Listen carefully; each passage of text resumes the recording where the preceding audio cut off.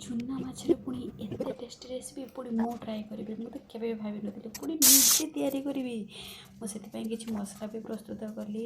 ତା ପାଇଁ ବି ବୋଇତାଳୁ ପତ୍ର, ସାରୁ ପତ୍ର ବି ଆଣିଲି। ସାରୁ ପତ୍ର ଏଇଥିପାଇଁ ଆଣିଲି କି ବୋଇତାଳୁ ପତ୍ର ବହୁତ କଷି ପତ୍ର ହେଇଥିଲା, ସେଥିପାଇଁ ସାରୁ ପତ୍ର ଆଣିଲି ବହୁତ ଜଲ୍ଦି ନ ପୋଡ଼ିବା ପାଇଁ। ଭଲସେ ମାଛଟା ଯେମିତି ସିଝିଯିବ। ଆଉ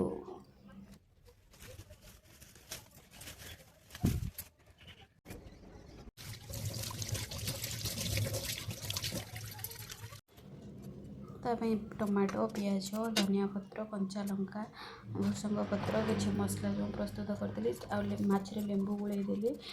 ଲେମ୍ବୁ ଗୋଳେଇଲେ ମାଛରେ ଟିକେ ସ୍ମେଲ୍ ଆସିବନି, ଯେମିତି ଆଇଁଷିଆ ସ୍ମେଲ୍ ସେମିତି ଆସିବନି। ତ ତାକୁ ଭଲସେ ଗୋଳେଇ ନେଲି।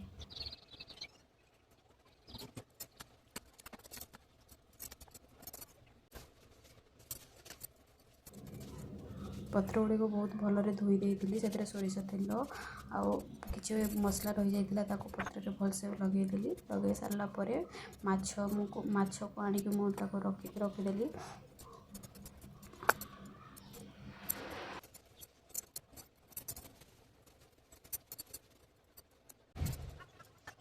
ଭଲସେ ତାକୁ ବାନ୍ଧି ସାରିଲା ପରେ ତାୱା ଗରମ ହେଇଥିଲା, ତାକୁ ପକାଇକି କିଛି ଟାଇମ୍ ପାଇଁ ଆଉ ଘୋଡ଼େଇକି ରଖିଦେଲି। କିଛି ସମୟ ପରେ ତାକୁ ମୁଁ ଓଲଟେଇଲି।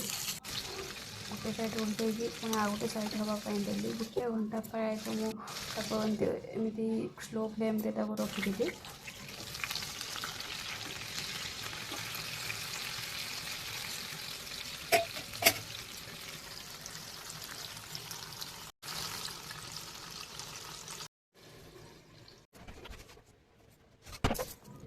ତାପରେ ଏବେ ମୁଁ ତାକୁ ଗୋଟେ ପ୍ଲେଟ୍କୁ କାଢ଼ି ନେଇଛି। ତାପରେ ଏବେ ଦେଖନ୍ତୁ ତାର ଲୁକ୍ଟା ଦେଖନ୍ତୁ, ଆଉ ଟେଷ୍ଟ ବି ବହୁତ ବଢ଼ିଆ ଥିଲା।